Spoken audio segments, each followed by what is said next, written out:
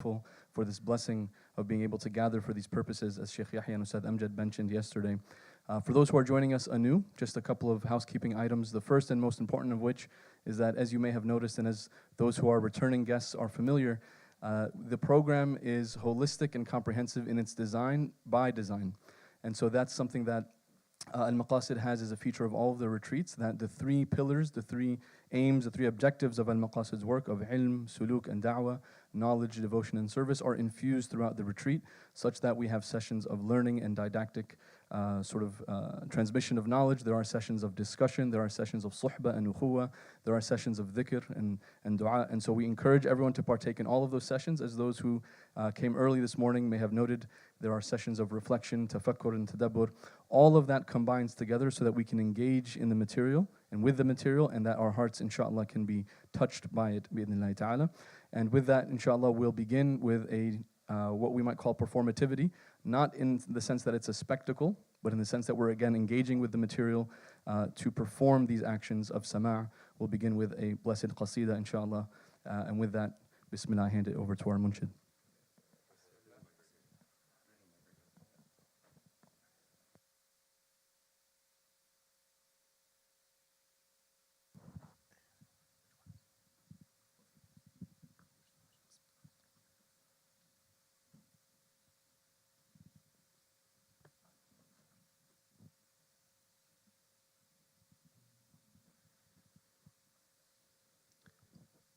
إن الله وملائكته يصلون على النبي يا أيها الذين آمنوا صلوا عليه وسلموا تسليما اللهم صل وسلم وبارك عليه وعلى آله.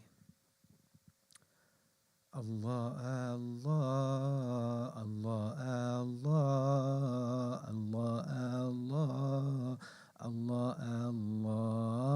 الله الله الله الله الله الله الله قد كفاني علم ربي من سؤالي واختياري فدعائي وابتهالي شاهد لي بافتقاري.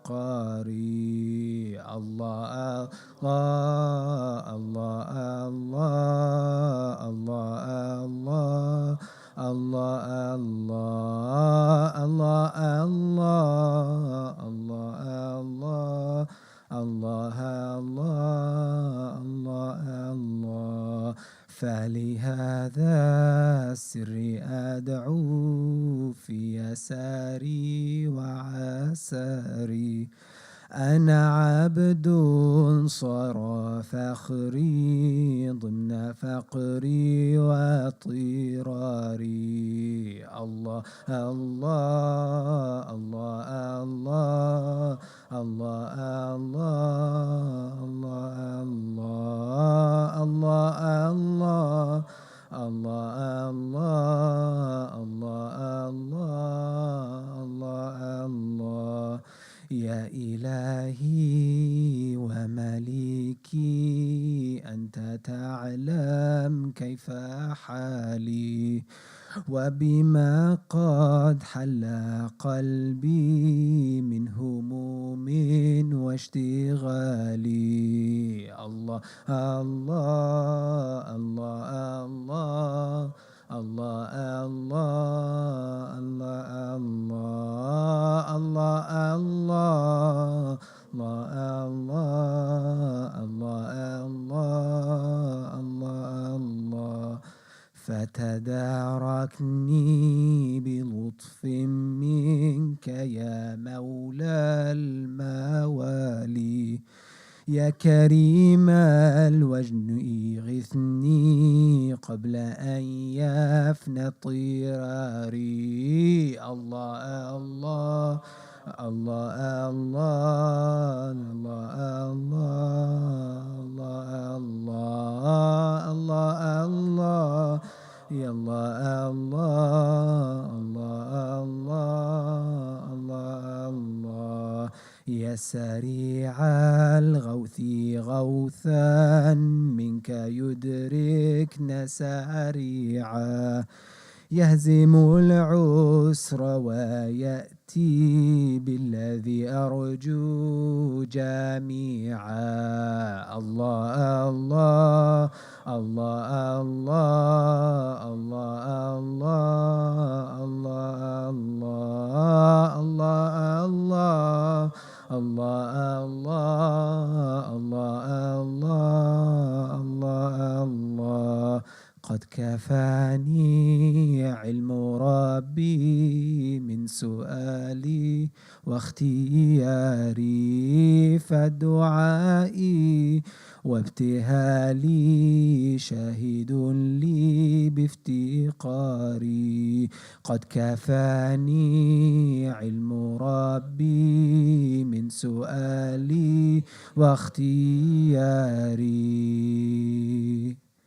اللهم صل وسلم عليه وبارك عليه وعلى آله صلى الله عليه.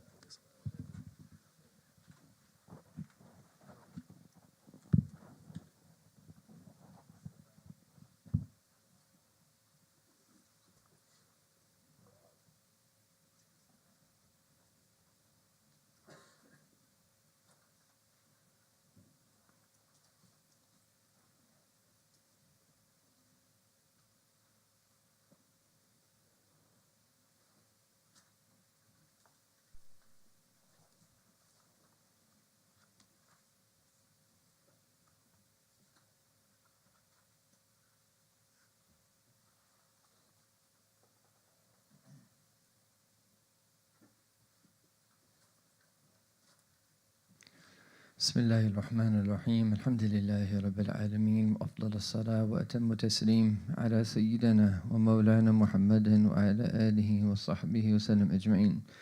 سبحانك لا علم لنا إلا ما علمتنا إنك أنت العليم الحكيم، ولا حول ولا قوة إلا بالله العلي العظيم. Good morning to all of you. May Allah subhanahu wa ta'ala bless this day and fill it with immense good. Inshallah ta'ala, we will get right into our session.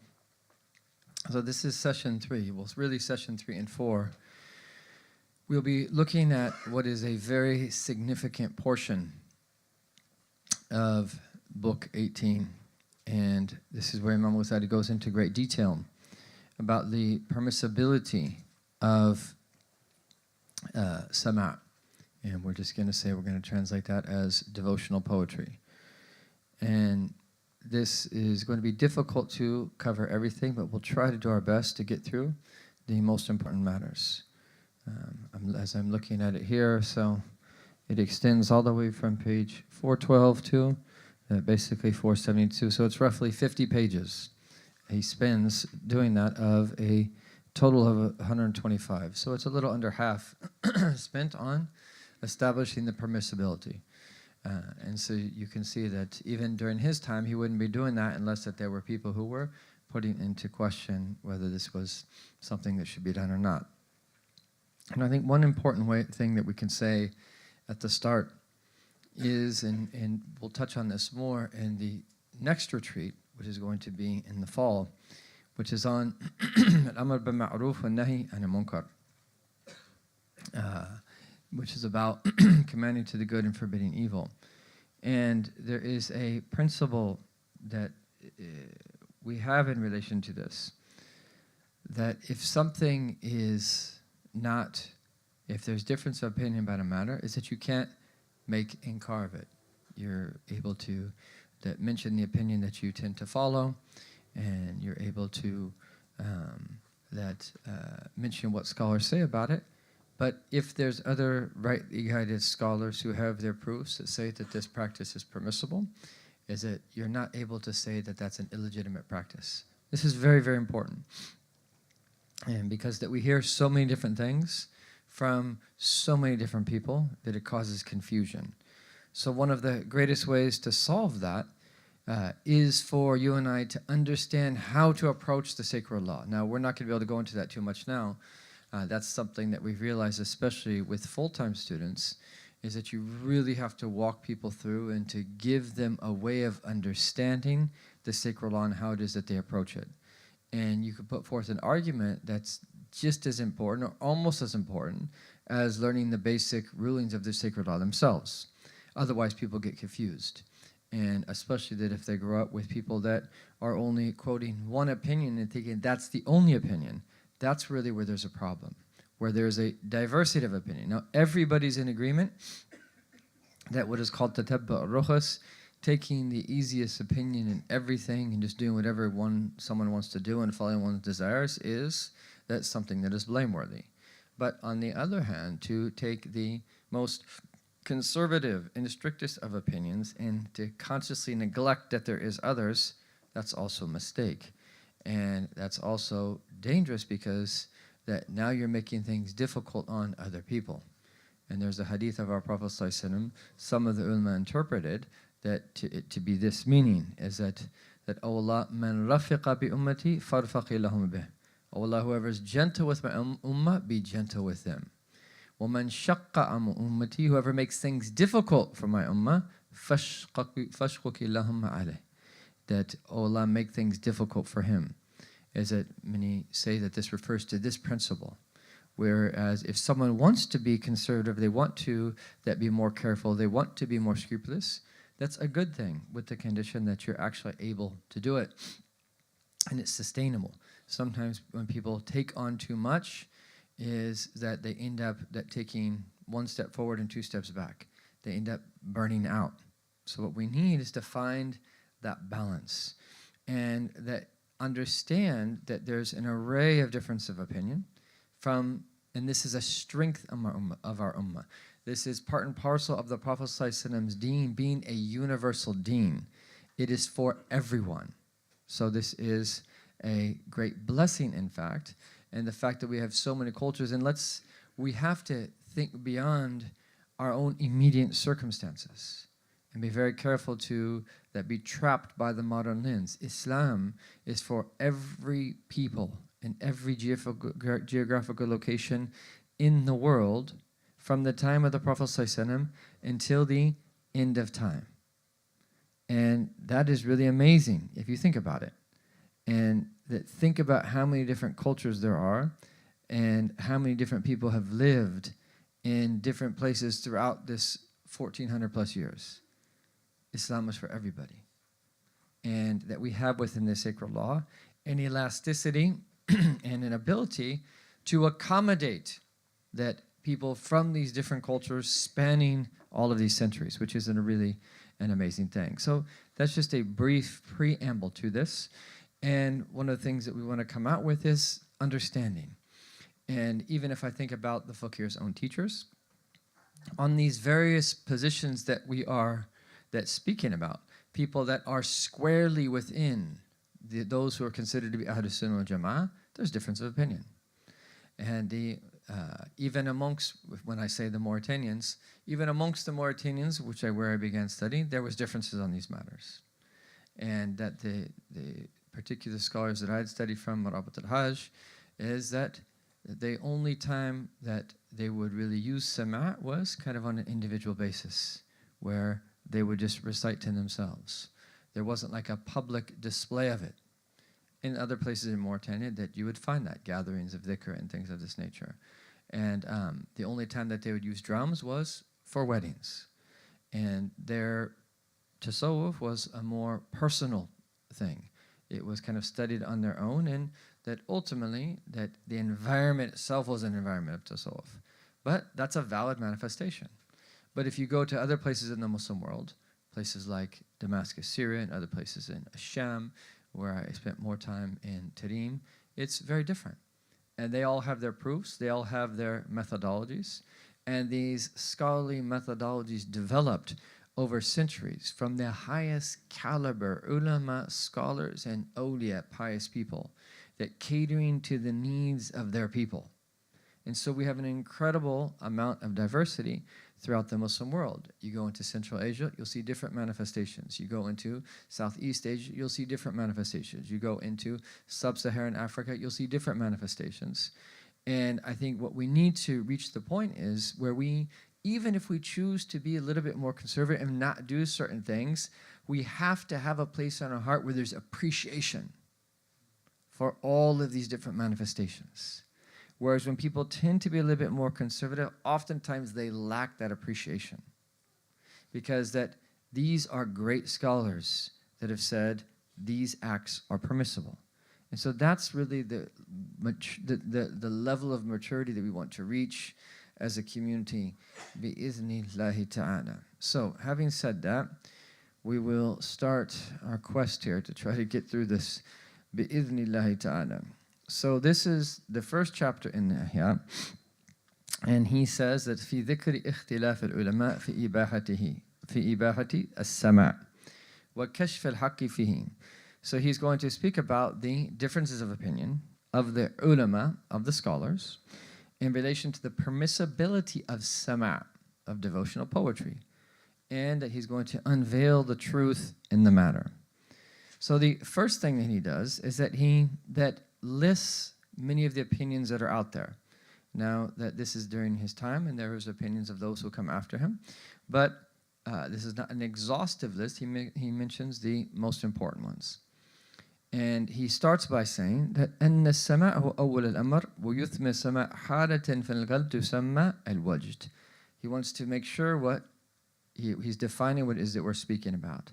So he says sama', that when we talk about devotional poetry, that when it happens, it produces a state in the heart that is called wajd, these various manifestations of its impact. Okay? ويثمر الوجد تحريك الأطراف. And oftentimes when we're powerfully moved by something, there could be some type of movement on our limbs. And then he says, is that if it's with a haraka غير موزونة, if it's done in a way that's not measured, it's called اضطراب. Is that we're just that moving that involuntarily. And that if it is that mawzuna, that done that in a rhythmic fashion, it is called tasfiq or raqs. And so he's putting out the various matters that he's going to treat. It could take the form of clapping or even some form of movement like that would be called some form of dance. So he says, فَنَبْدَأْ بِحُكْمِ السَّمَاء وَهُوَ الْأَوَّلِ. He said, we're going to start with discussing devotional poetry. And we're going to transmit the various scholarly opinions from the different schools that speak about this matter. He says, then I will proceed to discussing its permissibility. He says that then I will provide a response for those who say that it is unlawful. So he's going to do three things here.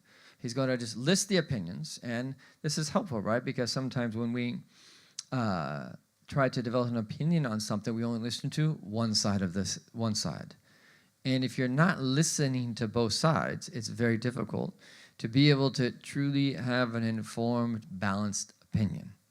So he wants to show that he's listening to all different sides. And so he says, then he's going to give his own exposition on why he believes it to be something that is permissible.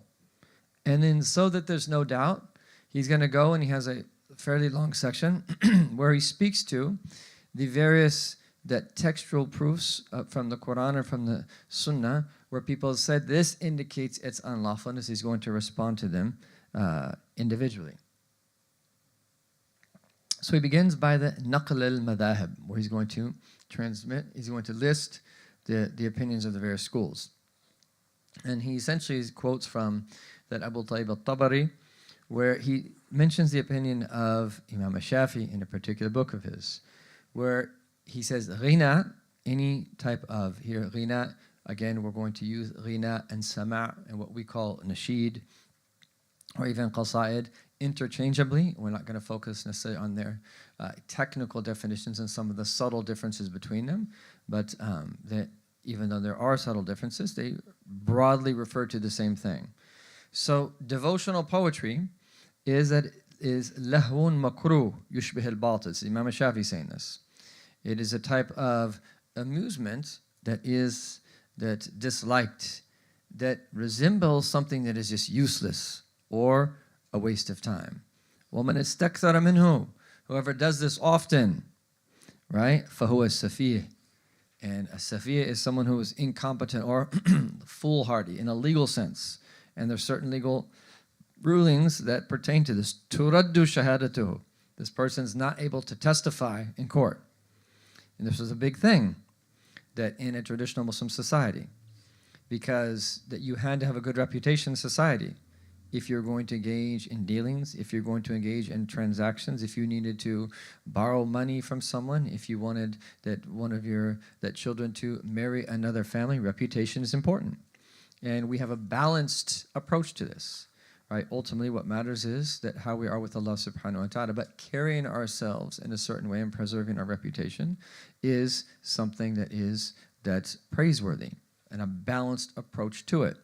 And some add in relation to the objectives of the sacred law, that in addition to the 5, some add a 6, which is about honor.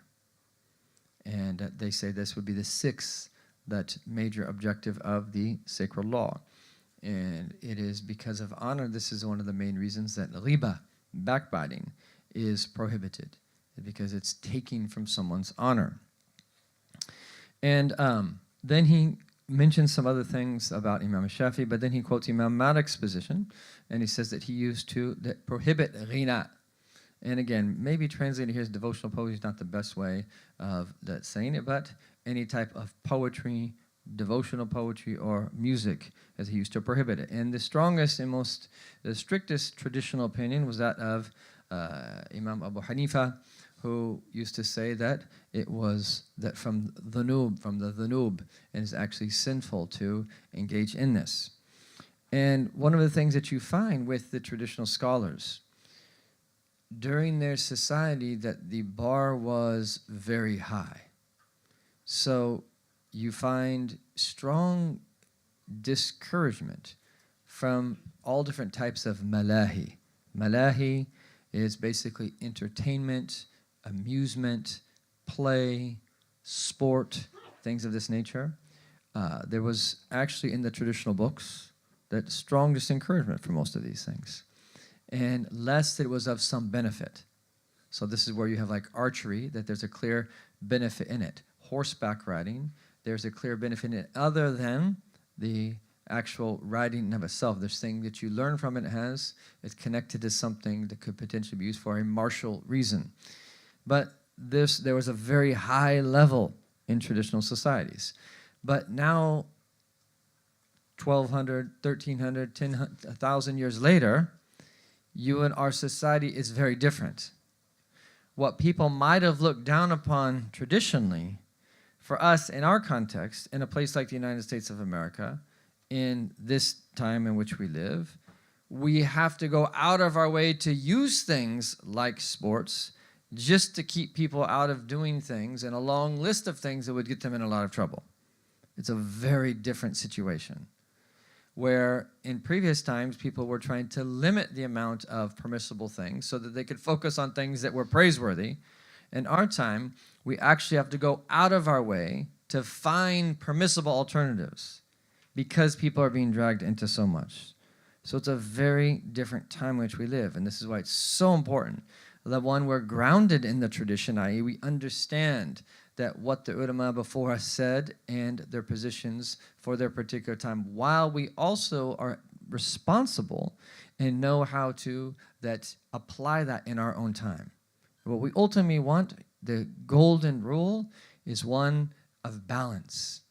And even within the balance, you have what you could call a positive tension between those who are a little bit stricter on one side of the scale and those who are a little bit more lenient. And that's a positive tension. And that the stricter ones are called the one who's more muhafidh. And then the more lenient is the muttasi'. And they both need each other. Because the lenient one that makes sure he doesn't go too far in this direction. And the strict one needs to make sure that he doesn't go too far in this direction and make things too difficult for people over here. So we actually need each other. And my advice to you is, with people that you consult regularly, consult people from different sides of the spectrum.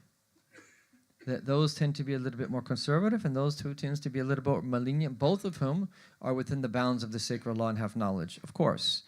And then you'll be able to figure out what works best for you. It's just my personal advice. And in the end, what we hope with a space like the one in which we're in, as we repeatedly say, as a standpoint, as a starting point, everybody's welcome. We want anybody to be able to come into the space to be able to benefit. And we've had in the past, and we continue to have people who aren't even of our faith come into this space. And we welcome them. If someone wanted to just come in and benefit, a neighbor, a friend of yours, someone that you know who's not Muslim, that type of thing, we hope that we have a discourse and a way of being that those people will be welcomed and they'll have an enriching and uplifting experience that will help them, hopefully bring them closer to the truth of Islam. Just as if someone's not practicing at all, we hope that this will be a space that they can come into and benefit from. And if someone is from the Siddiqeen, and maybe there's some of you that are from the highest rank of wilayah, this is possible, and that are the most conservative people, we welcome that as well, on the men's side and on the women's side. And we hope that there'll be people in between, all of whom have an uplifting experience. And all we really have to do is reach the level of spiritual and religious maturity, where we can make the simple yet so critically important distinction that what's best for me as an individual might not be best for the person that is right next to me, based upon where they are at and their practice. And there's an incredibly beautiful book. It's when Sheikh Hamza recommended this book to the fiqh, he says the best book he ever read, which is very telling for someone who's read thousands of books. And I don't know if he still holds that opinion, but that's what he said years ago. It's by a great Maliki scholar from Granada, Ibn al-Mawaq. And it's titled Sanan al-Muhtadeen. Sanan, not sunan, Sanan. It's used, the words used in a hadith of our Prophet ﷺ, the ways of the guided. And essentially he divides the stations of religion that into 3, with each of which has 3 subsets for a total of 9. And 9 being the highest manifestation, and this is the person who takes the azima and the strongest opinion, and this is like your marabat al-hajjaz. Right? This is like your Imam Maliks, these great people. I mentioned one at the latter parts of time and those who came way before, and there's people like them throughout the centuries. And then 1 is the person who says La ilaha illallah and then has no bounds in terms of the sins that they commit. All of them are Muslims. All of them are Muslims. And there's a multitude of hadith, and this is all based upon the verse in the Quran. Then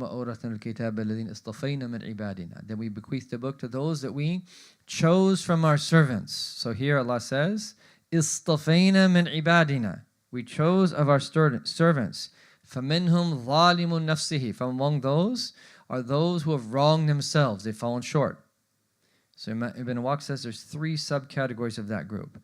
وَمِنْهُمْ مُقْتَصِد. From among those who have taken a middle course. And there's 3 categories of them.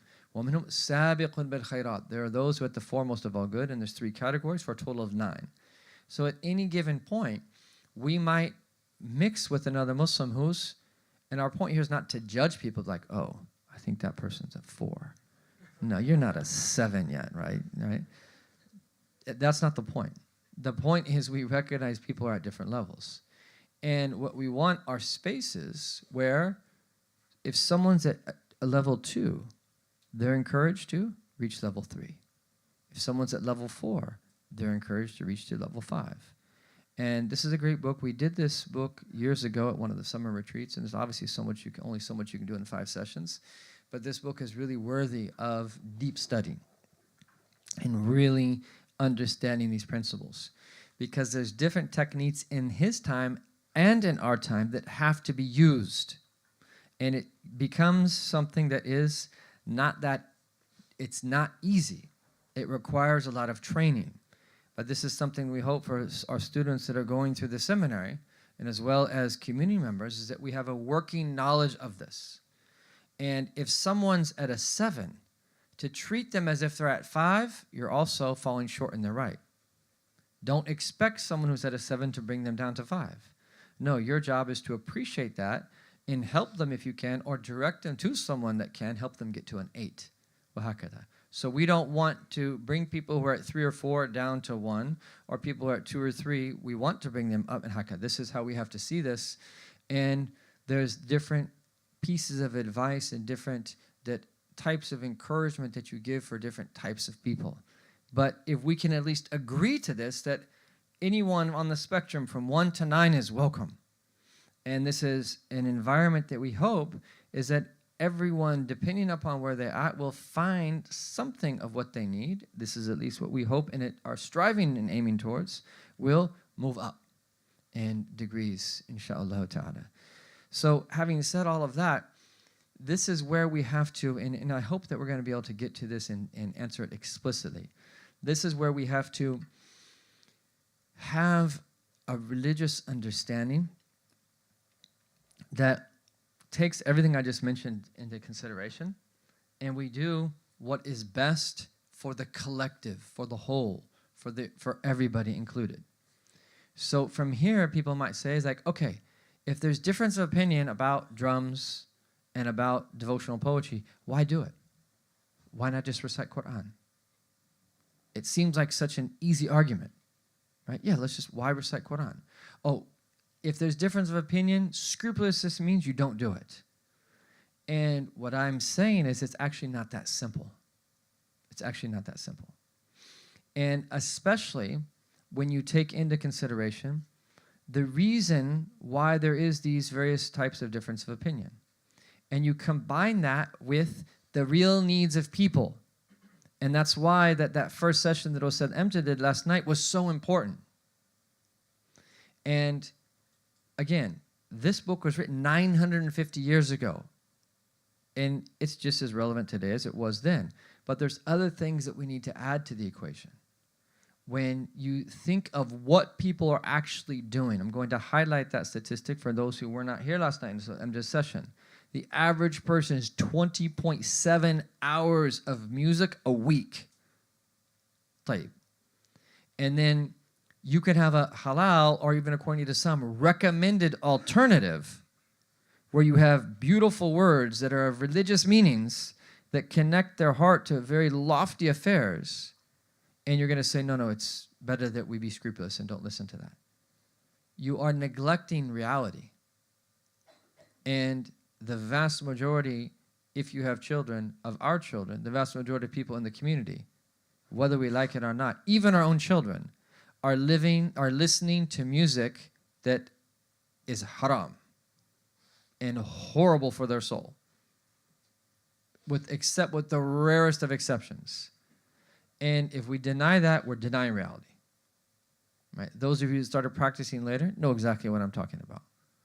And that we just don't get to hear it because they're not blasting it out loud because they have headphones and they have like secret playlists and things like this where they're listening to things not right in front of us. Well, sometimes they're in the back of the car and we don't even know. This is the reality. So what I'm saying is that there's a very complex set of factors that go into this. And this is why in the end, and this is the last thing I'll say before I continue here, is that this is why we have what's called marja'iyah. We have authorities. We have authoritative methodologies that have been in the ummah for centuries. And this is why it's so important to be clear about our affiliations. So my primary teachers are at Hadramaut. My main teacher is Habib Umar bin Hafiz. Habib Umar bin Hafiz started a school, Dar al-Mustafa. And there's many other teachers that are teaching in this school. This school has a lineage, has a spiritual lineage, a religious lineage, and that they've been transmitting the religion with an unbroken chain of transmission back to the Prophet Muhammad sallallahu alaihi wasallam. And that one of the strengths of this methodology is that they have successfully brought Islam to a diverse group of people throughout the world. That all throughout the Yemen, all throughout East Africa, Southwest India, and all throughout the Malay archipelago, and other places in between. Yani, where the Indian Ocean trade routes were primarily.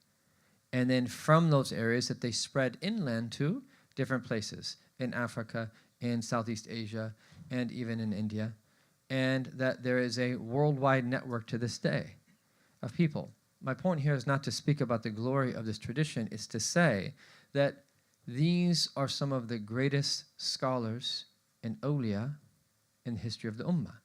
And there's many other great chains as well in different places of representatives of different schools of thought, of different cities or different regions or different spiritual paths.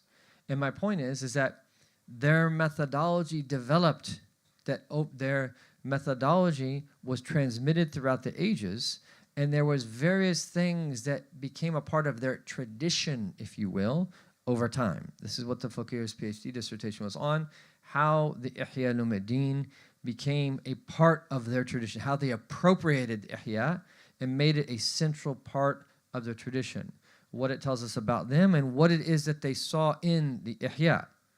And one of the main things gets back simply to In Tariq al-Akhirah. But my whole point here is that this is where we just have to trust people that have much more knowledge than we do and have a much higher degree of piety than we do. And in the end, we tend to follow and incline towards what our teachers do.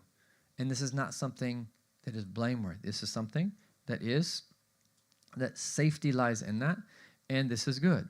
Now, in the United States of America, we have the privilege and the blessing of having access to so many of these beautiful methodologies from the world.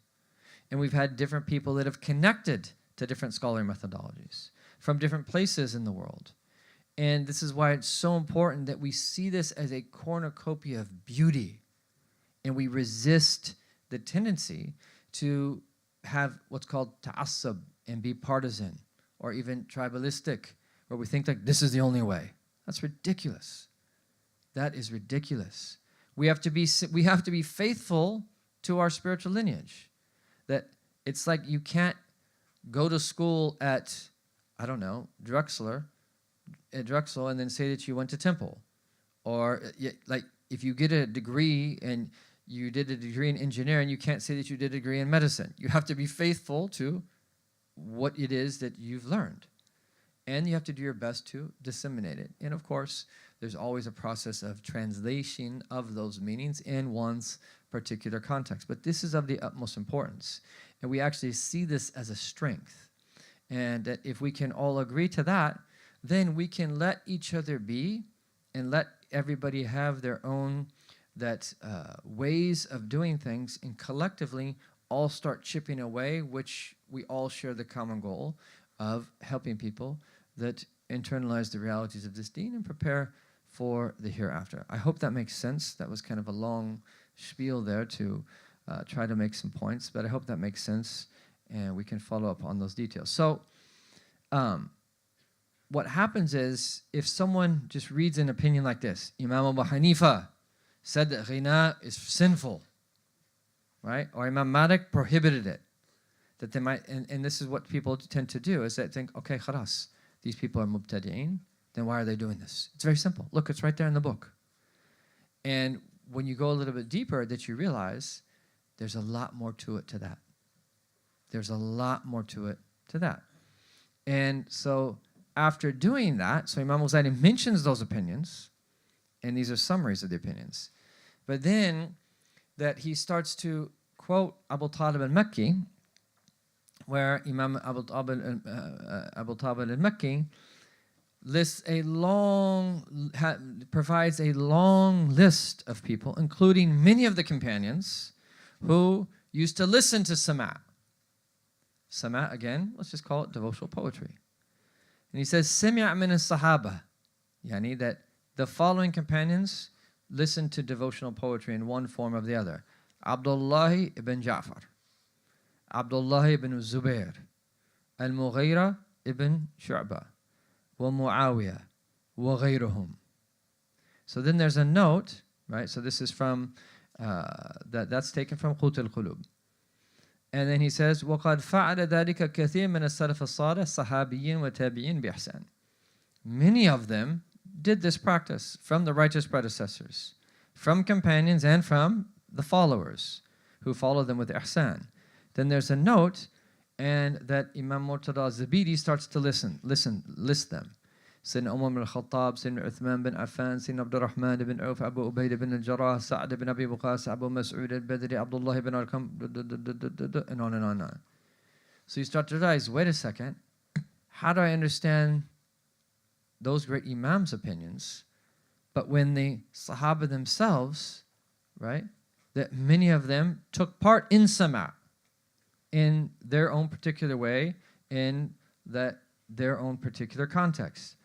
So you start to realize, like, there's a lot more to it than this. So we need to go a little bit deeper and to understand. And this is what Imam al-Ghazali is going to be able to do. He's going to get down to the actual issues and give us a detailed breakdown of it.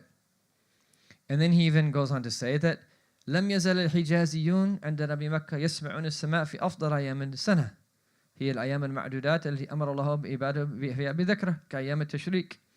He said this was the practice of the Hijazis, is that in Mecca, is that they would continue to recite devotional poetry in the very best days of the year, that Allah subhanahu wa ta'ala ordered us, the ayam al-ma'dudat, that to remember Him. These are the days of the ayam al-tashriq, the days of Mina.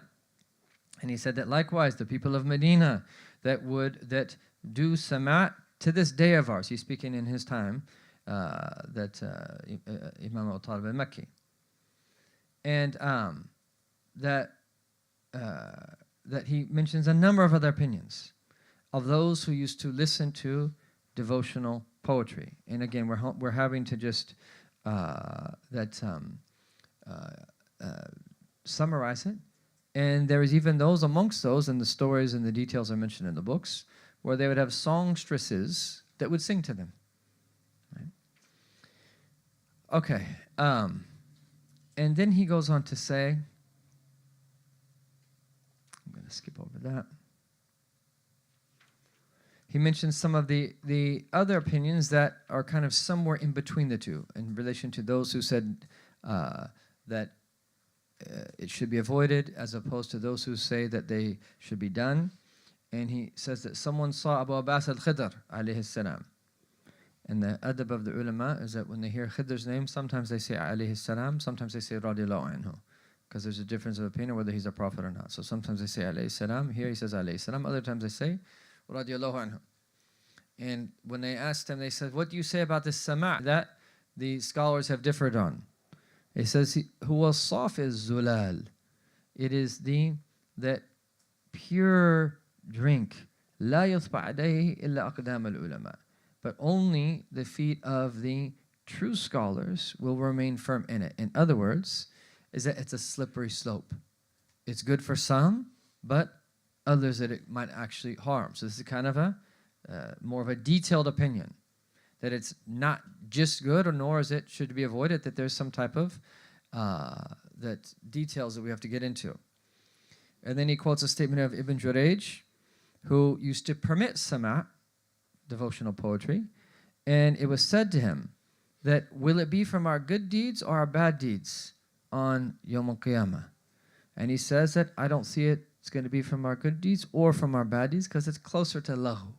It's closer to doing something that is kind of useless. And so the point here is that this is another opinion of it's permitted, but it's not necessarily something that's going to bring about reward. So Imam al-Ghazali, and there's a lot more, I just summarized them. He says, هذا ما نقل من الأقاويل. These are some of the opinions about devotional poetry. He says that, however, is that once you start to hear all these different opinions and you start to see all the differences, is that you're going to be confused. فَيَبْقَى مُتَّحِيِّرًا. You'll either be confused, أو مَائِلًا إِلَى بَعْضِ الْأَقَاوِيلِ بِالتَّشَهِي. Look at the diqqah, the precision of what he's saying. You'll either that be confused or incline towards one opinion just because your nafs likes it, just because you like that opinion. وَكُلُّ ذَلِكَ قُصُورٌ. All of this is falling short of the mark. بَلْ يَنْبَغِي أَنْ يُطْلَبَ الْحَقِّ بِطَرِيقِهِ. We should seek the truth in its appropriate way. وَذَلِكَ بِالْبَحْثِ عَنْ مَدَارِكَ الْحَظَى وَالْإِبَاحَةِ كَمَا سَنَذْكُرُ. Rather, it's looking into detail on why it might be reprehensible or why that it might be permissible. And you feel when you're in the hands of Imam al-Ghazali that you are in the hands of a great, skilled master. And so that he does this throughout the Ihya, and he does this especially in almost every book, actually, where he wants to define what it is that he's speaking about. He even does this in terms of wajd. I just went right to his definition last night. When he talks about wajd, he talks about what the Sufiya said about wajd, he talked about what the Hukama said about wajd, and then he gives his definition. And so he does this consistently, especially in the book on disciplining the soul, where he wants to define what good character is. He mentions all of the so many different aqwal, of different scholarly statements about what good character is. And he talks about, okay, this is actually pointing to its fruit, this is actually, but really if we want to gather all of these and provide a definition, here's how it's going to be. So he's a master of this. And you're seeing this incredibly beautiful balance of ulum aqliya and naqliya coming together. The transmitted sciences with the rational sciences and all of the disciplines that had become a part of scholarship by this point, including logic and so forth, which is so needed in this affair. You just see this incredible mastery that he has in this. So then he goes right into the bayan al-dalil ala ibahati sama'. So that's the first part, which was, he's just going to mention some of the opinions. Now he's going to get into the proof of its permissibility. So he says, i'lam, no, anna qawl al-qa'il, as-sama'u haram. If someone's going to say that sama', devotional poetry, is haram, ma'nahu, what that means is, anna Allah ta'ala yu'aqibu alayh, that Allah ta'ala will punish someone for doing this. وَهَذَا أَمْرٌ لَا يُعْرَفْ بِمُجَرَّدِ الْعَقْلِ. This is an affair that is not known with the unaided intellect, with the intellect alone. So there are so many have marks throughout this book where he gives us these blessed religious principles that apply to this particular issue and every other legal issue. And this is one of them. When you say something's haram, this is very serious. And the ulama before us were very, very, very careful. How many times does Imam Malik in the Muwatta or at other places that say, is that things like, is that like I don't incline towards this, or that I dislike this. They might not have inclined towards something, but they didn't necessarily say it's haram unless it's absolutely clear that it's haram. Or they could say, la bats bi, there's no that problem with doing this. They were very careful about saying something was haram. And because when you're saying something is haram, you're saying Allah is going to punish someone for this. Unless, of course, He forgives them. And this is not known with aql, bal bis-sam'. And what's meant by sam' here is just like what we say, the third category of aqidah, the sam'iyat. Literally those things that have been heard, i.e., that which has been transmitted. So there was what's called a hukm wad'i. And this is a judgment that is established by what Allah subhanahu wa ta'ala says it is. You have a hukm aqli, and a hukm adi, and then a hukm wad'i. Okay, hukm aqli is a rational judgment. That a hukm adi is an empirical judgment. But a hukm wad'i is a judgment of the sacred law where Allah Ta'ala says something is as it is. And Allah Ta'ala could have said, pray 10 times a day. That's a hukm wad'i. He could have said, pray 50 times a day, 100 times a day, 2 times a day, so forth and so on. It's not up to the intellect to determine that. The intellect's job is to submit to that and then understand it. So this is very, very important. It's a different type of, whereas there's other things, the intellect's job is to reflect upon it. When it comes to empirical judgments, we observe it, right? We don't have any say that why certain things happen in Allah Ta'ala's creation, that gravity, that you pour water on the dirt and it absorbs it. We have nothing to say about that. We just observe. So he says this is known through sama', through that the transmitted sources. وَمَعْرِفَةَ الشَّرْعِيَّاتِ مَحْصُورَةٌ فِي النَّصِ. Any legal ruling in the sacred law is that it can only be determined by a nas, an explicit text, a verse of the Quran, or that a saying of our Prophet Muhammad sallallahu alaihi wasallam.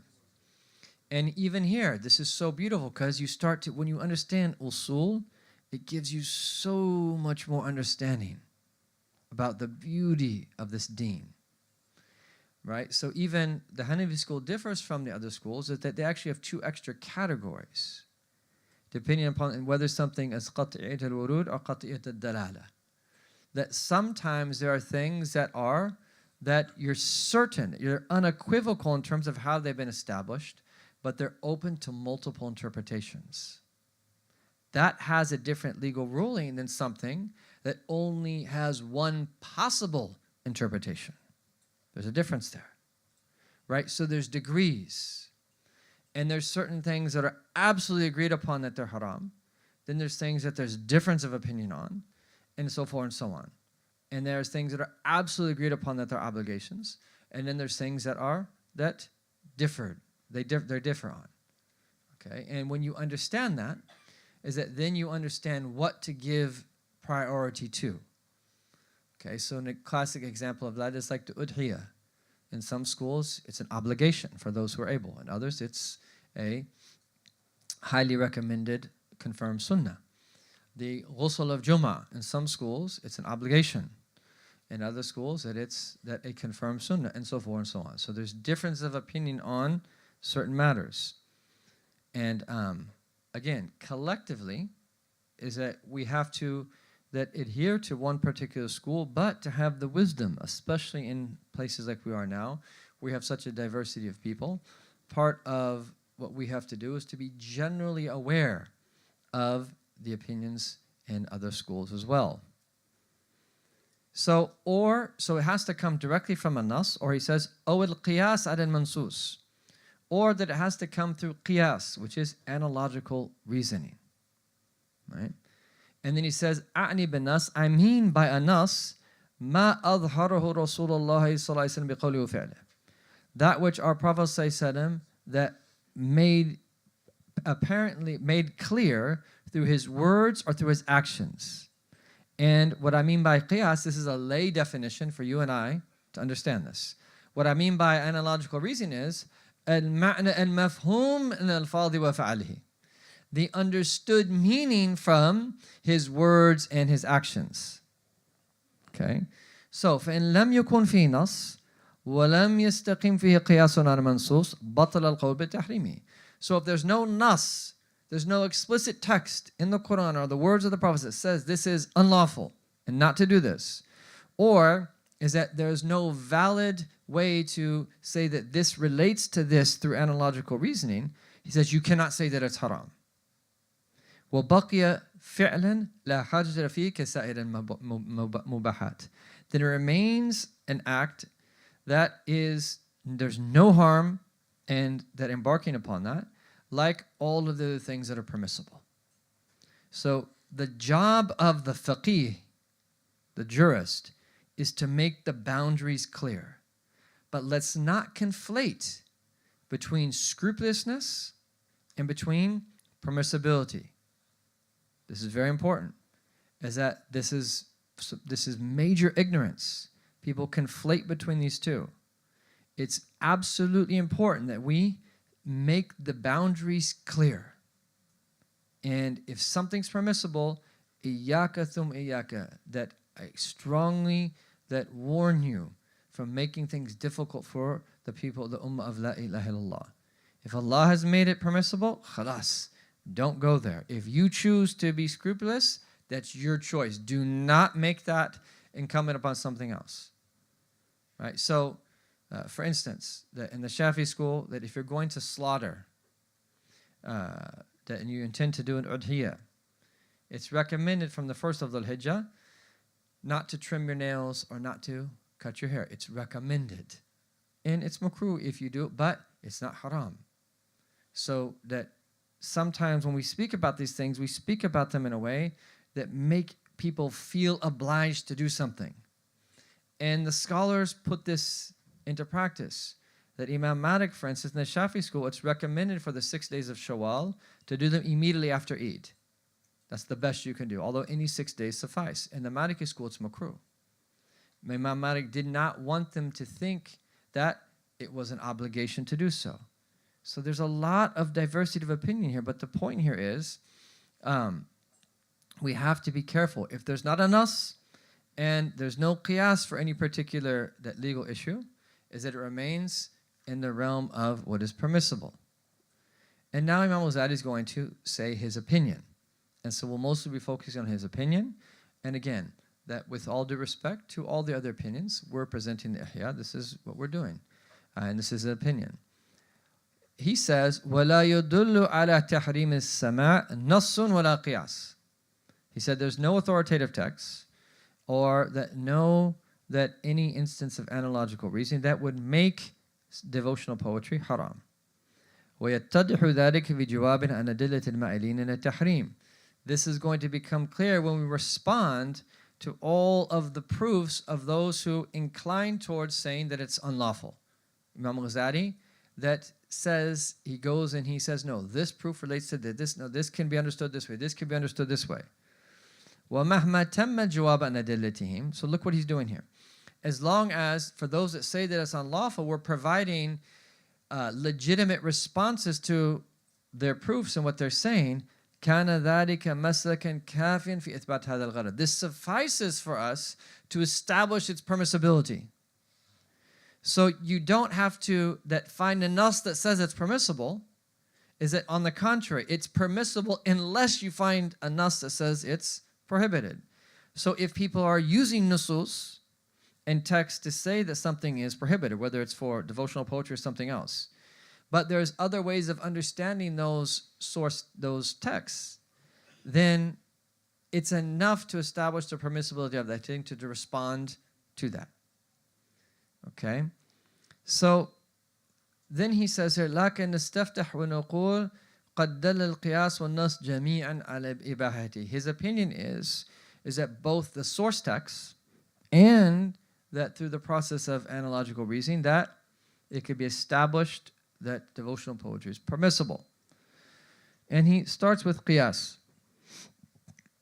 And he says, let's look at, and this is where he uses ghina interchangeably with sama'. He says that we find, when we talk about ghina or sama', devotional poetry, there are a number of different matters that we need to speak about one by one. And that essentially what he says is that there's four things. He's going to speak about sounds insofar as they're beautiful. So any sounds insofar as they're beautiful. And then he's going to speak about sounds insofar as they're rhythmic. Sounds insofar as they're intelligible. And then sounds insofar as they move the heart. And he's going to build up to this, right? To then make his case for the permissibility of sama'. And even for some people, is that with certain intentions and with certain conditions, it actually becomes recommended. But there also are, as we will see, there are times where it actually is haram for certain people and in certain circumstances that don't relate to the essence of the devotional poetry itself. So he says here that when we speak about a sound, insofar as that a sound is beautiful in and of itself, he said that this can't be haram. He says that it's clear through that source text and through qiyas that this is something that is permissible. And so he goes into detail where he talks about the different senses and how that you and I, through our different senses, find different things that are pleasurable. So we have 5 senses. And the eyes that take pleasure in seeing beautiful things. The sense of smell, we take pleasure in smelling beautiful smells. That taste, we take pleasure in tasting that good foods. Is that touch, we take pleasure in touching soft things. And then if we're going to add that a sixth sense, which is out of the aql and the qalb, is that the pleasure of the intellect is knowledge. And so that if we add to this the fifth sense of hearing, he says likewise is that the ear takes part and takes pleasure in that beautiful sounds. And so no one is going to say that it's haram to look at a beautiful sunset. It's beautiful. Don't look at it. It's haram. No one's going to say that. No one's going to say that, like, no, don't touch that. It's too soft. Right? No one's going to tell you that, whatever you do, don't smell that. It smells good. So he's saying that there's no difference. There's five senses. Why would it be permissible to that four of the senses, it's perfectly legitimate to experience the pleasure and beauty of him, and then you can't hear beautiful sounds. Right? So that's clear. Right? And then he says, as for the source text, is that Allah Tabaraka Ta'ala says, Yazidu fil khalqi ma yasha. He increases in creation whatever he wills. And some say that one interpretation of this verse is, huwa sawt al-hasan. This refers to someone being granted a beautiful voice. And then in a hadith narrated by At-Tirmidhi and Al-Shamal, ma ba'ath Allahu nabiyyan illa hasan as-sawt. Allah never sent a prophet except he had a beautiful voice. So all the prophets have beautiful voices. And of course there's they didn't all sound the same, but all of the voices of the prophets were beautiful.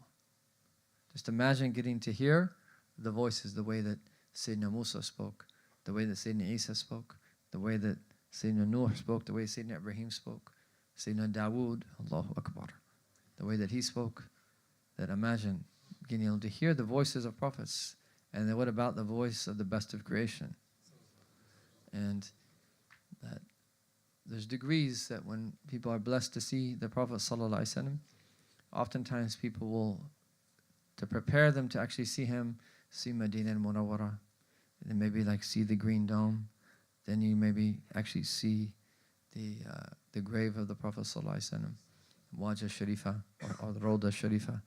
And then someone might see the Prophet ﷺ from a distance and then maybe up close. And the hope is eventually that he'll actually address us and he'll speak to us.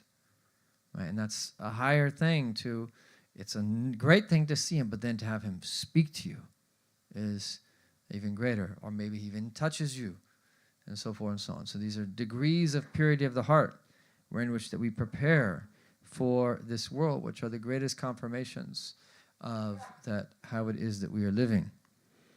Now, and so Allahumma salli ala. Those are a few of the source texts. And then our Prophet ﷺ praised Abu Musa al-Ash'ari, the great companion and reciter of the Quran, when he heard his beautiful recitation, said that he had been given a flute from the flutes of the house of David. And what he meant by that is that the beautiful alhan, the beautiful melodies that the Prophet David alayhi salam that recite with, is that his recitation was beautiful like that. And so I remember someone, what a beautiful intention, we were doing intentions, and this blessed soul, this blessed person that said is that this is one of my intentions, I hope Yawm al-Qiyamah that I get to hear that Sayyidina Dawud recite the Psalms. Right? What a blessed intention. Imagine, and with the beauty of his voice, such that it became that a metaphor of beauty for the recitation of someone like Sayyidina Abu Musa al-Ash'ari. So all of this indicates clearly, and this is the easiest one to establish. So sounds, insofar as they are beautiful, there's absolutely no problem. There's nothing in the Quran or the Sunnah or by Qiyas that says that you can't listen to beautiful sounds. Okay, that's clear. So then the next stage is to establish that sounds, insofar as they are rhythmic. In other words, that this is beyond the first. It's not just beautiful in and of itself, but it's also what's called mawzoon. Okay, where this is rhythmic. And he said here is that, and he breaks it down into three possibilities. Rhythmic sounds could come from an inanimate object, some type of musical instrument of some sort. Or it could come from the throat of either an animal or a human being. Okay? So it could come from an inanimate object, from an animal, or for a human being. And that when it comes to that animals and that human beings, he says that it's impossible that they be considered to be haram just because that it is rhythmic. And he said that no one has ever said that it's haram to listen to that birds singing. And he said that, what's the difference between a bird singing and a human being singing something that's beautiful? He said there's no difference there, right? And he says, even when it comes to things for inanimate objects, in and of themselves, he says that ينبغي أن يقاس على صوت الأندليب that الأصوات الخارجة من سائر الأجسام باختيار الآدمي كالذي يخرج من الحلق أو من القضيب والطبل والضف وغيره. And he says that no one's going to say a beautiful bird's that singing is haram. And he says really the qiyas, the analogical reason here, is just the same thing, whether it's coming from a human being or if a human being is a means for that beautiful sound to come out of something that he's using that isn't an object. He says the only exception here is the things where we actually have a nas, a source text that says that they're haram. And he says that this relates to the otar and the mazamir, stringed instruments and things like the flute.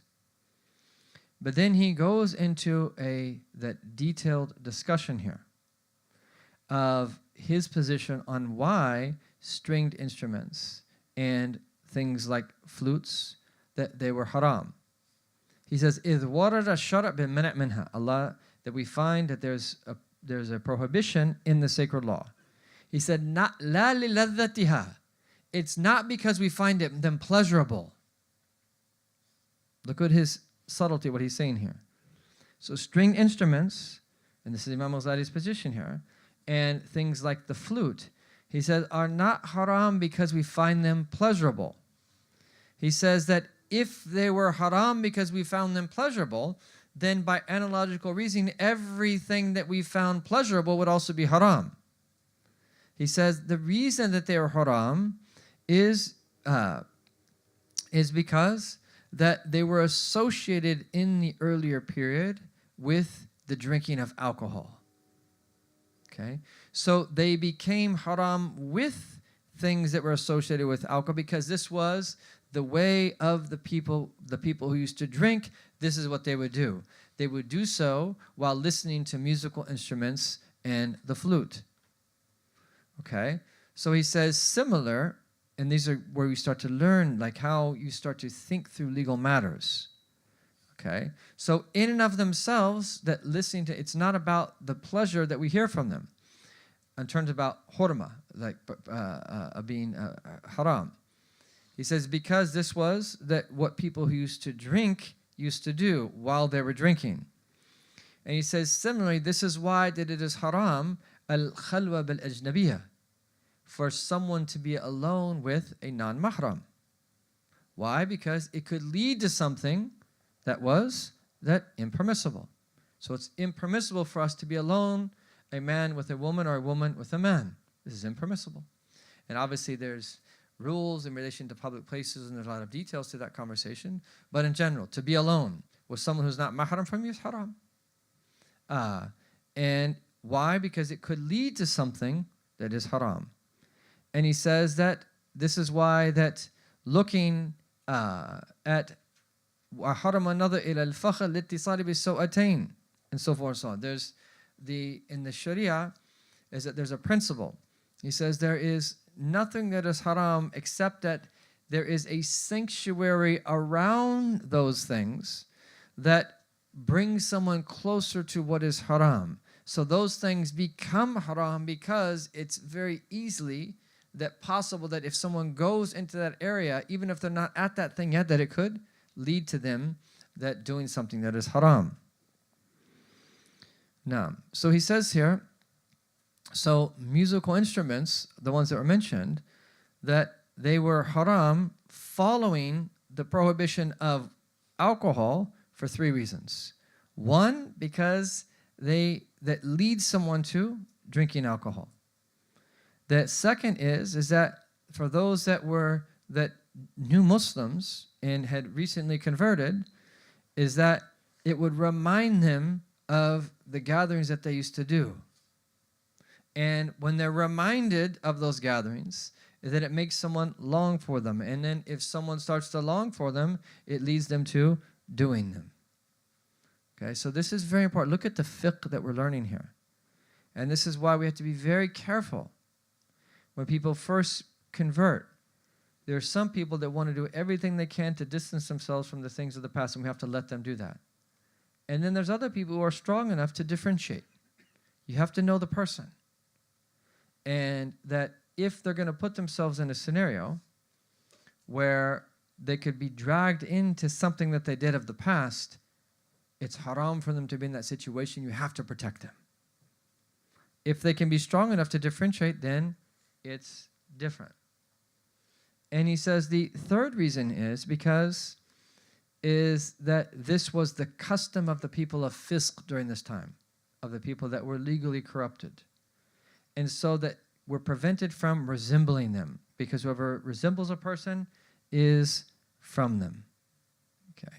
And he goes into that great details there about certain hairstyles and that certain things in society, when they become a custom of certain people, that you prevent people from resembling them. So for instance, in some places that I studied, having longer hair was the custom of certain people. So they would prevent people from having longer, even though our Prophet ﷺ had longer hair. That they would actually prevent certain people, and this is not pointing at anyone out here who has long hair, because our situation here is different. But they would prevent people from having longer hair because that it was associated with a certain type of people. And so certain hairstyles or certain types of clothing or certain types of that headwear, in certain places in the Muslim world, they would discourage people from dressing like that or looking like that because it was in their customs that resembling other people. And Imam al-Ghazali, when he talks about this, he talks about the ma wara an-nahar, people of Transoxiana, that certain things that they wear would be different than in Khorasan. And so for them it was okay, but for the people where he was from, that people shouldn't be dressing like that because it wasn't a custom. So there's a lot of detail here in these issues, but these are very rich and important details. So this is really important here, what he says. So he says that for this reason, and so those are the three reasons he's putting forth, that musical instruments are haram because of its association with khamar, with alcohol. And he says, for this reason, that we're a group of people to get together. And were they to have some type of gathering and to bring the same drinking glasses that the people that would drink would normally put alcohol in, and have a similar look to the gathering, but then put a permissible drink in those cups, and then have someone who walks around and actually pours for them, and that such that it resembles the way people would be drinking alcohol. He says this is haram, that even if what they're drinking is permissible. Right? So it's one of the things I've always really like. Why in the Muslim world do you have non-alcoholic beer? That is ridiculous. Like, who would ever drink that? Like, what? It's disgusting. Like, who would ever drink that? Like, why would you even have that? Okay? And so we have to be careful, right? Now, there might be a lot of questions that arise from that, but I thought that was very important. Meaning, we don't want to put ourselves in similar situations that are associated with wrongdoing. And for different people, that means different things. Okay? So for me, or someone I know, that there was a type of incense that they used to use before Islam, this Nag Champa incense. And they used to do other things when they burned that incense. And then when they smell that, it reminds them of certain things from the pre-Islamic period. It's better for someone to avoid that. If doing something or a scent or something that you hear remind you of something else. This is really, really important. So this is what he says about this second degree of that sounds insofar as they're rhythmic. He says the qiyas, the analogical reason here, is that they're the same as the things that we know are definitely permissible. So we've talked about two things so far. Sounds insofar as they're beautiful. Sounds insofar as they're rhythmic.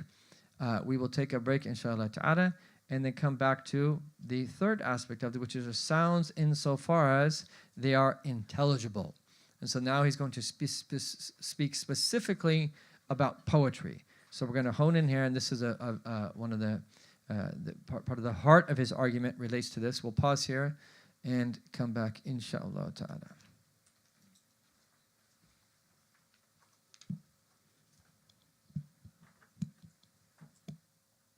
Alhamdulillahi Rabbil Alameen. Jazakumullah khair, Sayyidi. With that, we conclude session 3, the permissibility of devotional poetry, part 1. We'll take a short break, inshallah, for the next 10 minutes or so, and come back for session 4, the permissibility of devotional poetry, part 2. And alhamdulillah, in these sessions, for the ability to really witness firsthand the authoritativeness, the continuity, and the beauty of our legal and overall religious tradition, alhamdulillah, especially as it's unpacked and unfolded by a master of that tradition, Imam al-Ghazali. Before we depart for the break, just a couple of quick reminders, such as the ones that we did not get to earlier in the morning. So the first is that all of the retreat materials, including the schedule and the book outline, so the actual chapter or the book, an abridged translation, are available at www.al-Maqasid.org/on devotional poetry, and each word is separated by a hyphen. So on-devotional-poetry. That was included in your registration confirmation email, but just in case, we encourage you all to navigate to that page.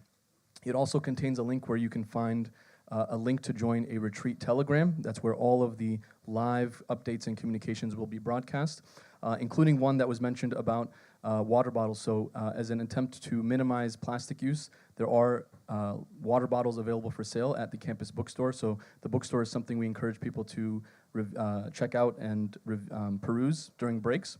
And one of the items for sale is a water bottle, an Al-Maqasid water bottle that you can take home with you. So inshallah, we'll take a few minutes for break. As we come back from break, we want to try to come back 5 minutes before the session starts. So the session's slated to start at 11:30. If we can come back around 11:25, we will have a qasida going. And if we could try to come as close to the front as possible and close the gaps to provide as much space for other people to sit with us, inshallah. Barakallahu feekum. Assalamu alaikum wa rahmatullah.